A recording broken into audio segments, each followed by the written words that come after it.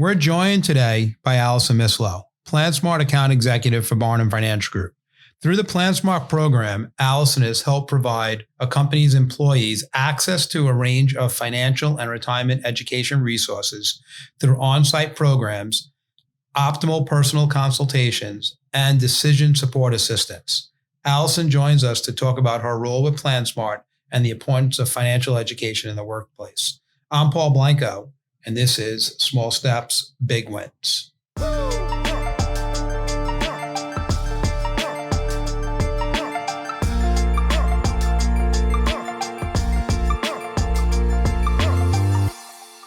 All right. Well, Allison, welcome to the show. I'm so happy to have you here. And, I'm delighted to be here. Thank you for having me. You got it. And, as I think about our relationship and all the stuff we've done together, I thought it would be great to start with your journey. Like, how did you end up in the financial service industry, and give us a little of your background and how you got here? Sure. Well, this is a great story, as you know. So actually, I went to Emory University. I was an English major and a voice minor. So it's kind of been a long leap into business, although I went directly into a training program for a bank, then worked for Aetna US Healthcare in sales, and then at Adecco, where I was a regional manager. Then, as you know, after we had our first child, Connor, I took some time off, and I was very fortunate to meet the lovely Mindy Blanco at Gymboree. And it was great fun because Jenny and Sydney were in the same class with myself and Connor. We ended up in a play group together.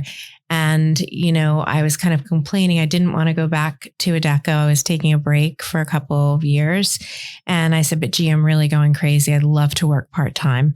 So she said, well, why don't you come in and meet my husband? I said, okay, sure. So I came in and, there was immediate connection with you, Paul. I was so impressed by you, by your vision, by your warmth in greeting me and just talking about the fact that you wanted to be a marketing firm that does financial planning. I remember that very clearly. Yes. And I said, that's great. But you know what? I only want to work 2.5 days a week. You're like, no problem.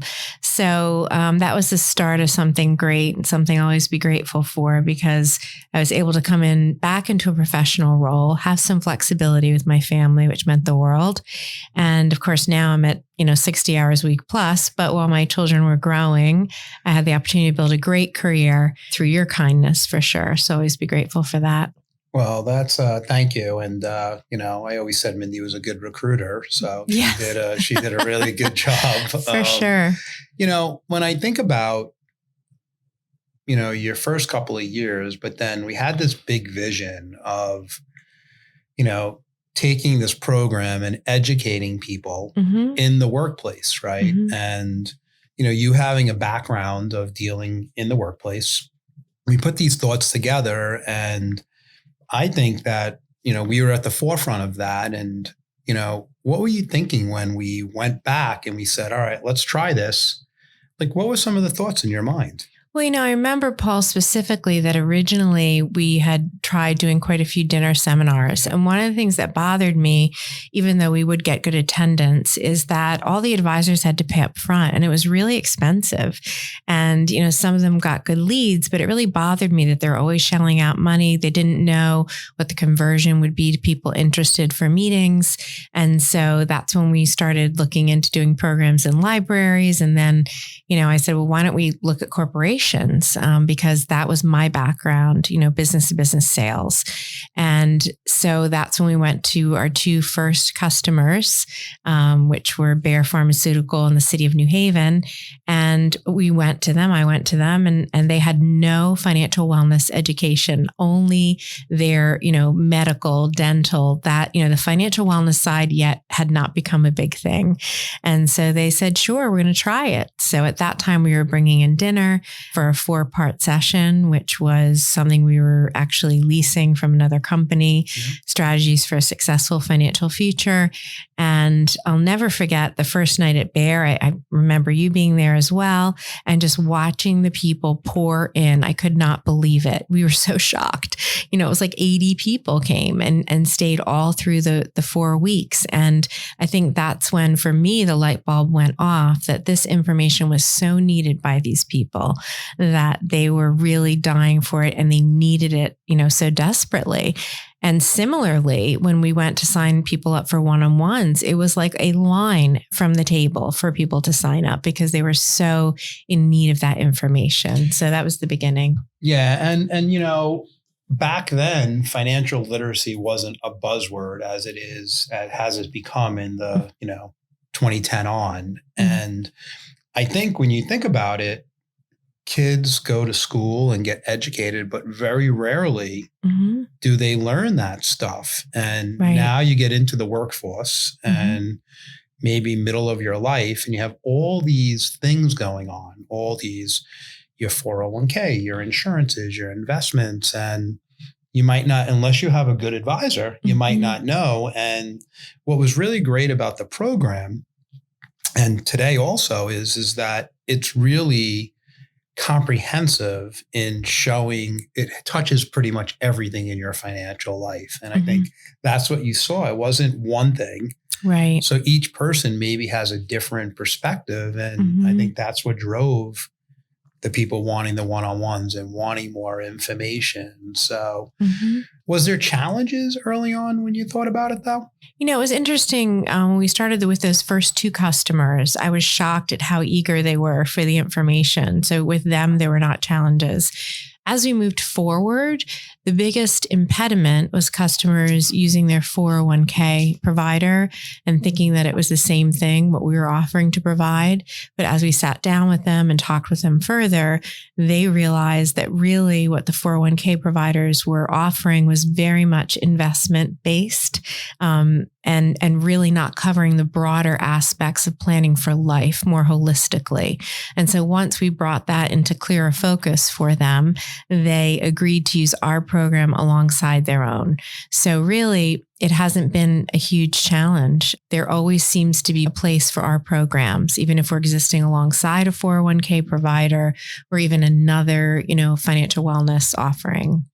Yeah, which is amazing. And I think that unless they get educated on that, they wouldn't know that. So when you think about, you were calling on HR professionals at that time, and obviously still today, and we'll get to that in a little bit, but were they relieved when you showed up and you started to tell them about the program? Did they feel that, all of a sudden you became an extension of their infrastructure, for lack of a better word, and Absolutely. they were able to outsource it to you and your team? Yes. And actually, I've had some really funny interactions over I'll be here 23 years, November 1st. So through those 23 years, I've had some very funny interactions, and a couple of them stick out in my mind. So I'll share these stories. So when we first started working with a nationally known Fortune, 50 advertising firm out of New York, I had the HR woman call me up and say, Allison, I'm loving your programs, but what can you do for our executives? They're driving me crazy. I mean, those were her exact words.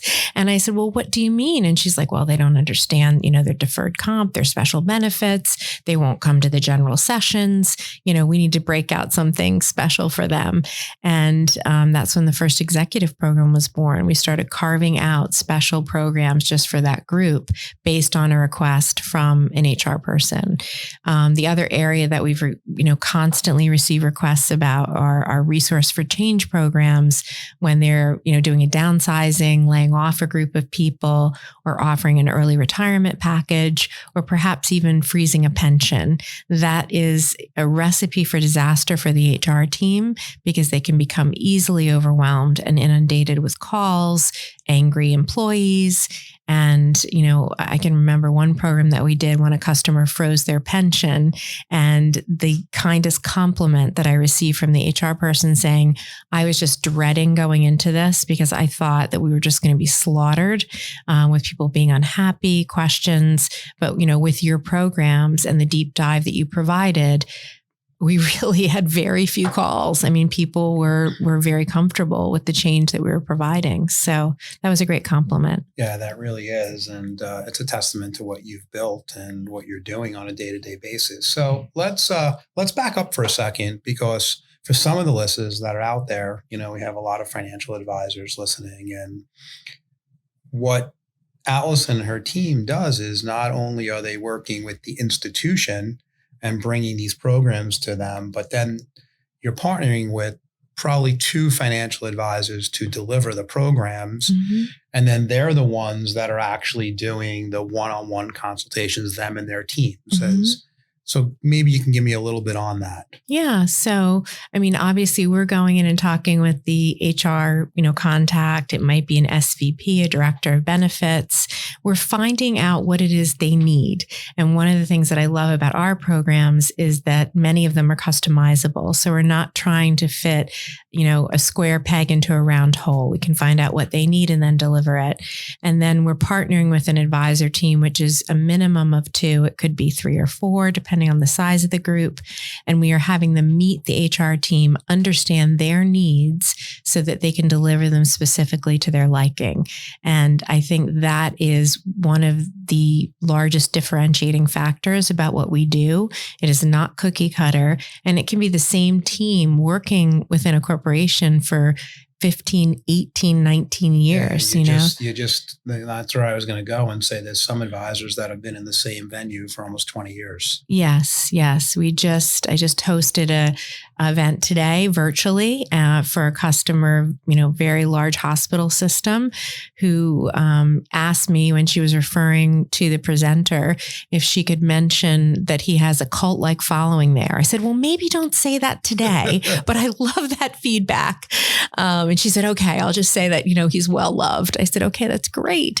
But he has been there for 16 years. And so she said, our partnership with him is something that sets this program apart. And what's pretty amazing is once they get to know the company and the benefits and all the things that the employers are getting or not getting, mm-hmm. they're able to help them and really solve a lot of problems for that SVP/HR director and make it less hard for them to deal with their employees. Right. And, I hear over and over from corporations, and this woman said this today on this national webinar. She said, we had there was a fear 15 years ago that, somebody was going to come in and give a high pressure sales pitch. And she's like, we have never gotten that. That has never happened. Our employees love interacting with the presenter. They have great feedback on the one-on-one sessions. So that integrity that, is part of our program and how we're perceived is so important to our success. Yeah. And I think for everyone listening is in advisors, you have to be consultative first. Oh, and yeah. I think that will differentiate you from the people that are not. Mm-hmm. And that's a testament to the advisors and to you and your team. So let's go backwards and forward at the same time here. So in 2004, I believe it was, I kept presenting the program and saying, this is what we're doing. And MetLife mm-hmm. basically helped rebuild a new one that's called PlanSmart. Right. And wow, it's almost 20 years that we've been working with them. We have an exclusive partnership with them now. And why don't you talk about how that relationship works? Yeah, so it's a great relationship. They really develop the curriculum. They help to train and screen the presenters, which is very helpful.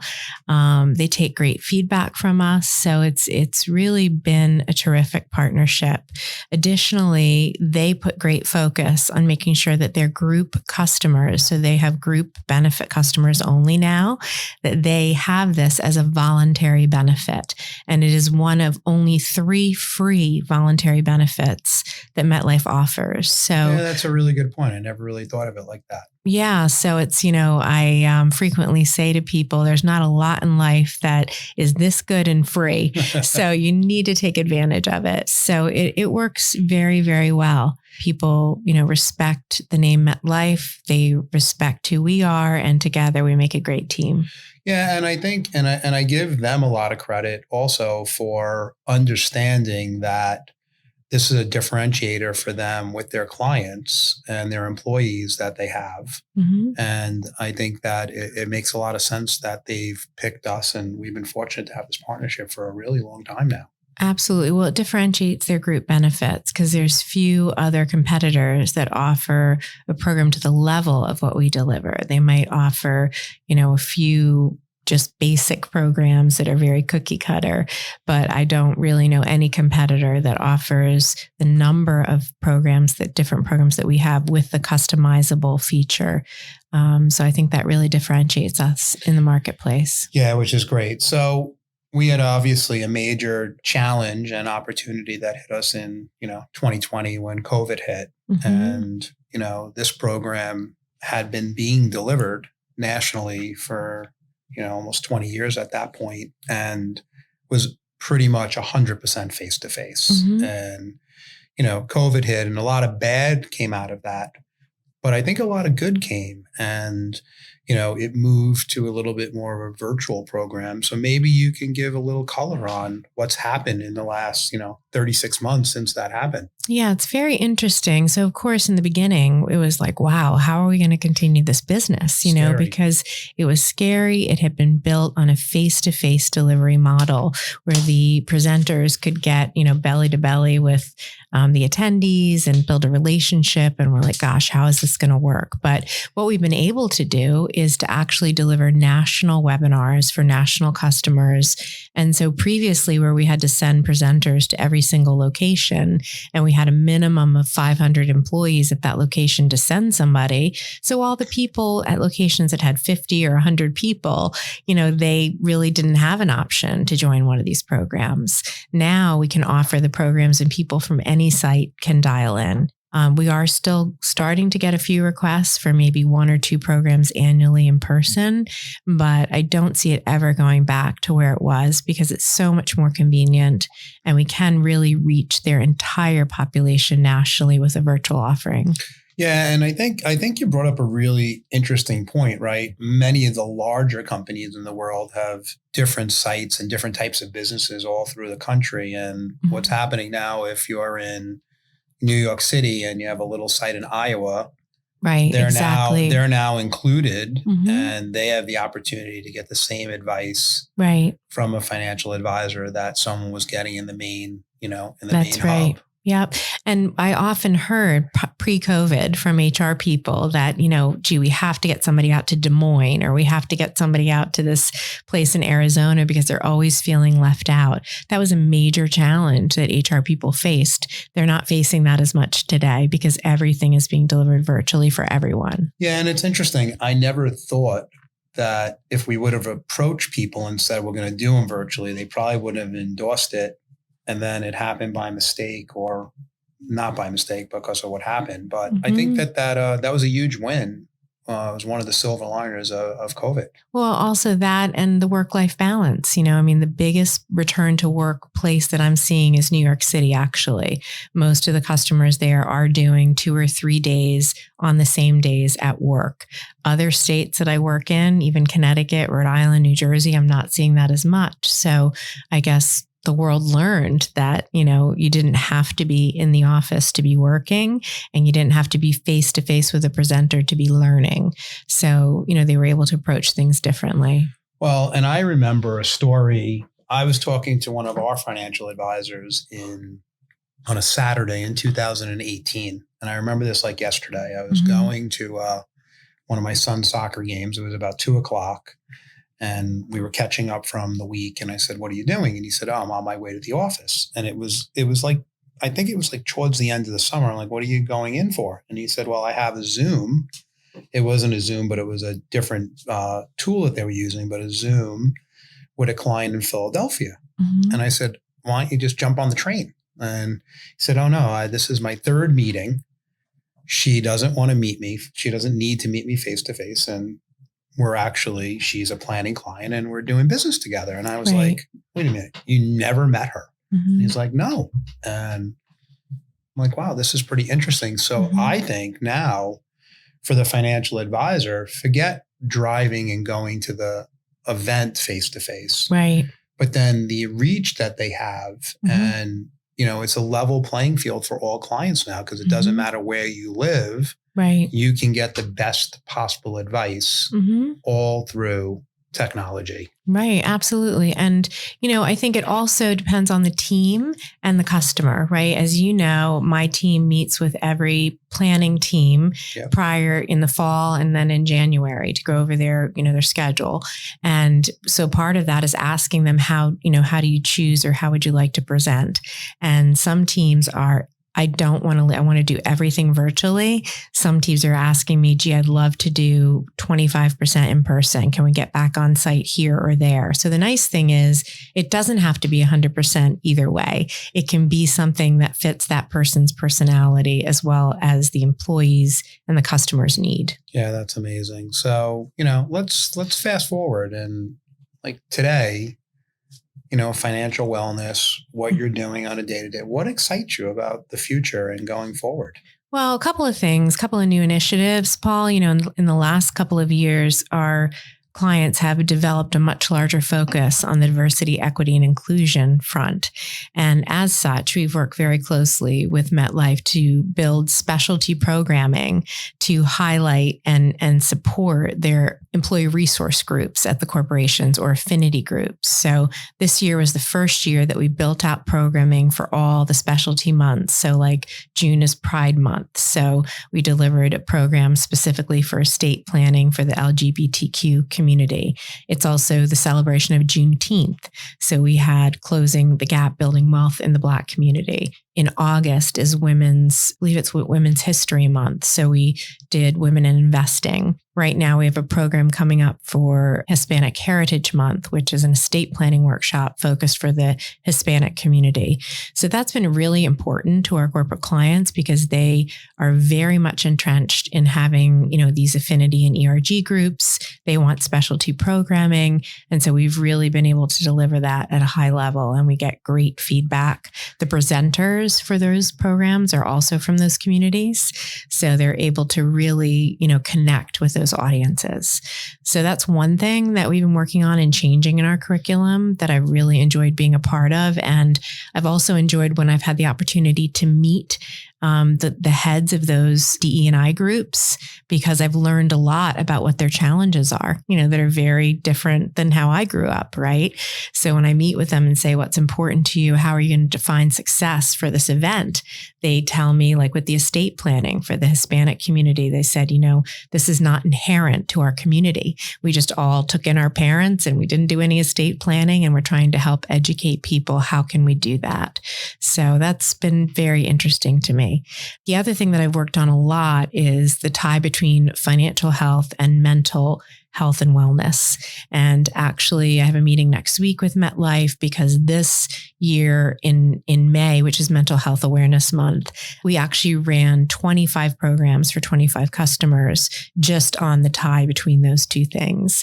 And we actually brought in a clinical psychologist who worked with a PlanSmart presenter to talk about, how do you deal with your finances to bring you peace and feel confident. And then also this cognitive behavioral therapist then talked about, controlling your thoughts, which control, your mind, which equal your actions. And it was just an amazing program that we delivered, like I said, to 25 of our clients. So we are looking to do that again next year, change up kind of the slant and what we're going to focus on. But that is a huge thing that customers are realizing, is that employees who are financially well are more likely to be mentally well in addition. Yeah. And I'm interested how I get the employer is trying to deliver this, but when you get the feedback from the employees after they go through those workshops, what was the feedback like? The feedback was incredible. I mean, they, first of all, financial stress, and that's how our presenters started out talking about how to reduce financial stress. So what are the things? Paying down your debt, having an emergency fund, having a budget, living within your means, all those things that you would think are basic. I teach my kids. Right. Great. I try to do the same. I have one spender and one saver. So we'll see how that works out. But so then, they started with that. And then the employer asked us to also tie in some site benefits that really also help people to feel comfortable, like having additional life insurance, having their DI in place. Those are all things that bring comfort and security to employees. And then finally, having a professional that can talk about, again, cognitive behavioral therapy, controlling your thoughts, in your mind, which equal your actions and equal your feelings, really all tied together. And so I attended all of them. I enjoyed them very much, and the employers love them. So we're going to be doing it again next year. So it's been really fun and challenging to help to develop some of these new segments of our financial wellness platform to meet the new needs of, employees in today's world. Yeah, well, taking the role that I took here 30 years ago, I was always very nervous that I was getting way further away from the end user, meaning the client. Mm-hmm. And as I'm sitting here, you're giving me great comfort to see the work you and your team are doing for that end user and the evolution of not just saying it's okay to be status quo, right? Having that growth mindset. Thank you, because I always feel that if we take care of the end user, the rest of the stuff all comes together. And the evolution of this program is just incredible, Allison. So thank you. Yeah, we have another exciting thing coming next week. And you know how persistent I can be. I believe that's why you put a bathroom in your office, because I used to wait outside the bathroom to try and catch him when I couldn't find him and I needed to ask him a question. But something else we're coming out with for next year, and I have a meeting next week in New York with MetLife on this, is doing a 3-part financial planning program. And the reason that we've requested it is, RetireWise is our flagship. It's great, but there's still young people that say, oh, I don't need that. I don't need to go to it. So MetLife has finally agreed to develop another program that will go alongside of it, that will be a 3-part program on financial planning, and will come with a deliverable if the team is okay with doing that, like a snapshot. And so I think that is going to be really exciting, because it's going to then lead employees not just to come and get educated, but to start working on doing a plan. And if we've learned from some of our great planners here, that it's great to be educated, but without a plan, it can be difficult to execute on your education. So looking forward to that. Yeah. And the best time to start is obviously yesterday. So to get them early in their career, and back to what you just said earlier about the mental space of that is that if they start earlier, they'll avoid some of that, hopefully, with the stress that they get from money. Absolutely. What is your days like? You opened up with that, you went from a part-time and, was home, and now, it's a 60-hour day, but what's the breakdown? 60-hour week, I should say. But what's the breakdown? Like, what are you doing on most of your days? Well, it's no secret that I like to be out in front of the customer. That's my favorite place to be. So now I'm currently back in New York 1 day a week, every week, seeing customers. I try and be in market, a second day, meaning seeing customers in New Jersey or Connecticut. There were so many, years, there were 2 or 3 years where I couldn't, go out and see people. And there's, tons to be gained, over Zoom. But when you get the chance to reconnect with people, there's so much that comes out of it. In fact, I saw a client on Long Island 2 weeks ago that I had not seen since 2019. And the vice president of benefits that I've been dripping on for can't imagine how many years about some additional things that we want to put in, sent me an email 2 days later saying, let's talk about it this Friday. Let's go through it.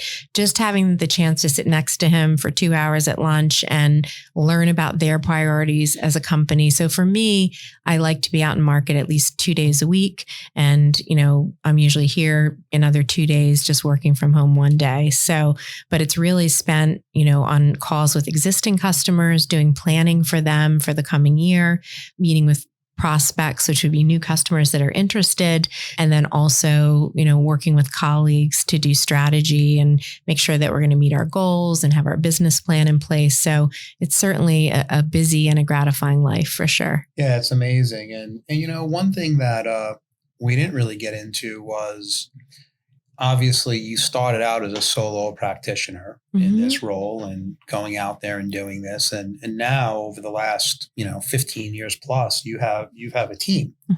So why don't you talk about, what's behind you and how you're being supported by your own team? Yeah, sure. So there are 5 of us. And so I have a partner for 22 years, Gina Magada. So we share our territory and we both do the same thing. We do sales.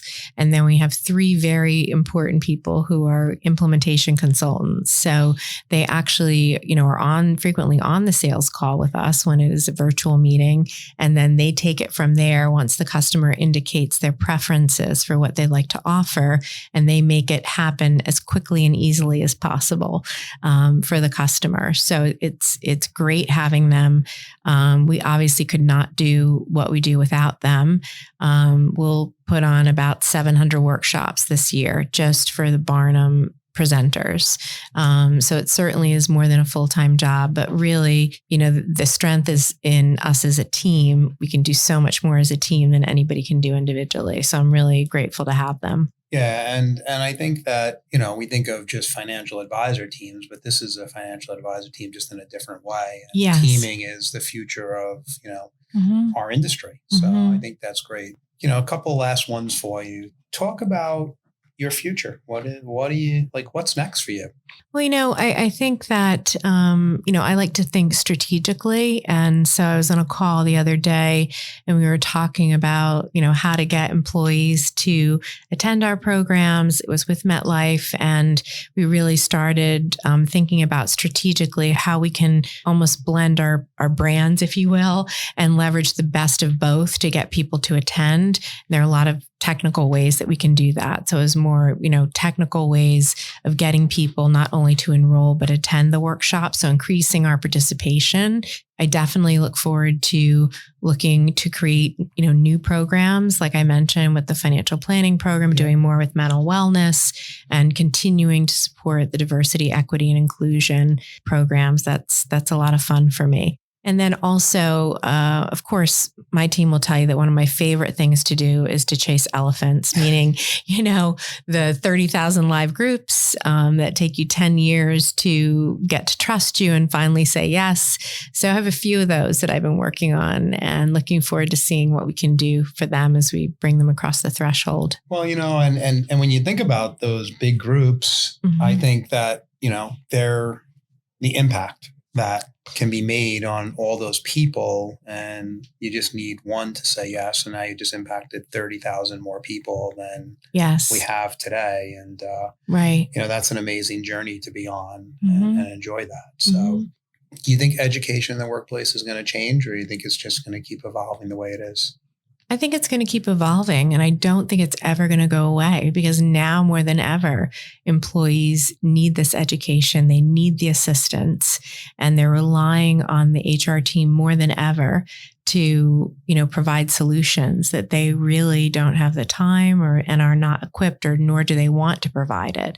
So I think education is definitely here to stay. Yeah. And the great thing is that we can go to work every day knowing that what we do really impacts people today and in their future.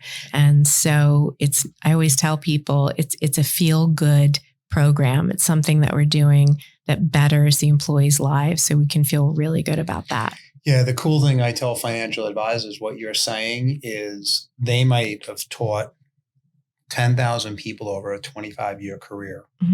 And there's 500 or 800 clients that they have, but there's so many other people that took their advice and did stuff that they're looking back and they're saying, wow, if I didn't go to that workshop, yes, I wouldn't have got that, even though they didn't do it with us. And for me, that gives me great strength in knowing that the impact is just so tremendous of what we're doing for our society.